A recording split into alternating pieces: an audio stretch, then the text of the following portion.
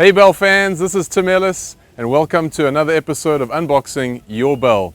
If you're interested in how you can set up your bell for use with collision prevention systems, then this episode is for you.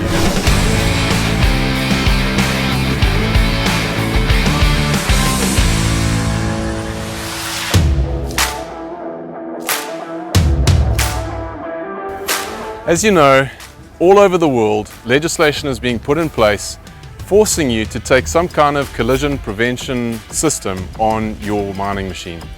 Well, the good news is that your bell machine already has software pre-fitted that can enable collision prevention systems for you. All you need to add is a gateway controller. The really good news is that Bell has adopted the standard, so ISO 21815 collision prevention standard. What's awesome about that is that there are a whole bunch of suppliers out there who can provide you with sensors and hardware that you can just plug straight into your Bell machine. So once you've enabled the collision prevention system on your Bell machine, you're good to go. So let's take a walk over to the cabin and see how you can do that.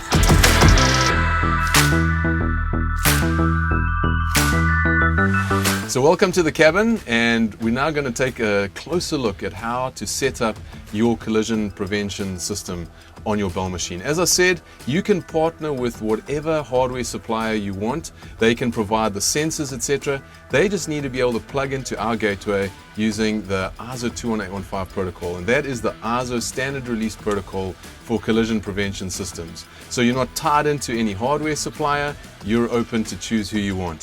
So if we have a quick look on the menus, you go through to machine config, you go down to safety, and then down to a menu item called PDS operation. So CPS used to be called PDS. That's a proximity detection system designed to prevent your bell from colliding with pedestrians, colliding with other machines, and basically you have a CPS provider who gets the hardware on all of those machines and people to prevent the collisions.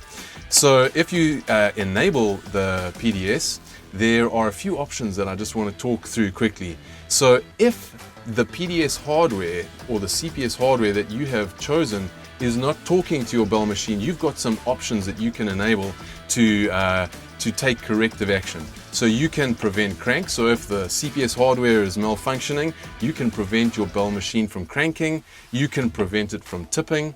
And something else that's really great is if you start up without the CPS present, so you've enabled it but the CPS is malfunctioned, you can set a startup speed limit anywhere from 0 to 20 kilometers per hour. And then if your machine is actually operating on your mine site and the CPS hardware malfunctions, so you're busy driving at speed, let's say 30-40 k's an hour, again you can set up another speed limit to prevent the machine from doing something dangerous. Right, so the Bell CPS system supports emergency stop, slow down, speed limits, and motion inhibit. So why don't we go and have a look at some examples of that in action.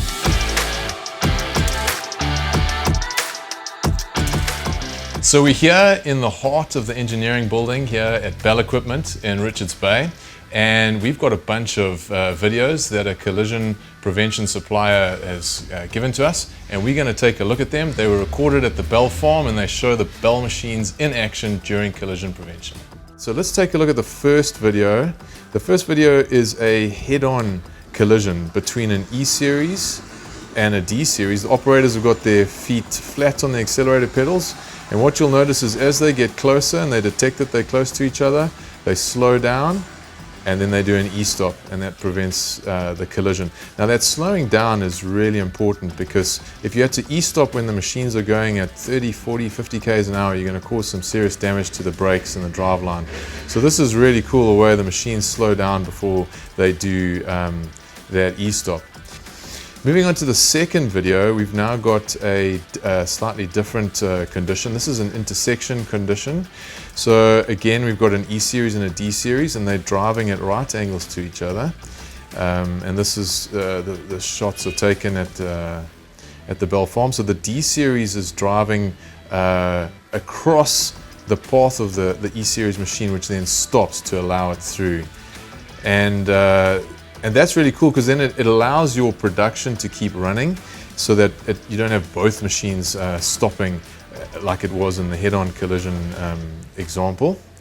Moving on to example 3, this is simulating a pedestrian.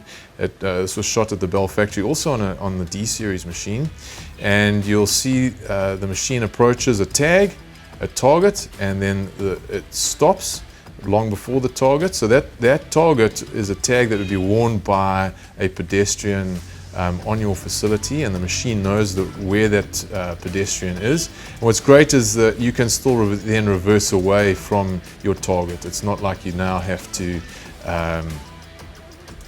basically remove the target, or the pedestrian doesn't have to get out the way. The machine can then reverse away from the danger zone.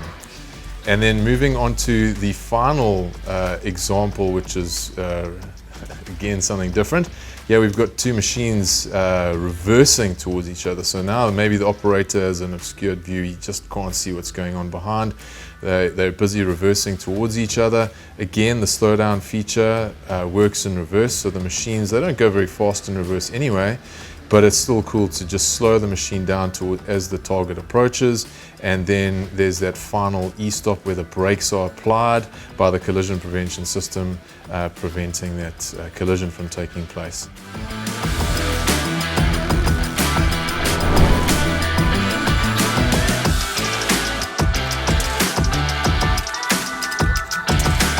Guys, collision prevention systems are fast being legislated in countries all over the world. So don't get left behind. Get yourself a Bell, get it set up for CPS, and embrace the future. And if you enjoyed today's episode, won't you like, subscribe, and leave a comment? We'd love to hear from you. Maybe you've got some interesting thoughts on CPS of your own. We'd love to hear from you. So until next week, keep unboxing your Bell.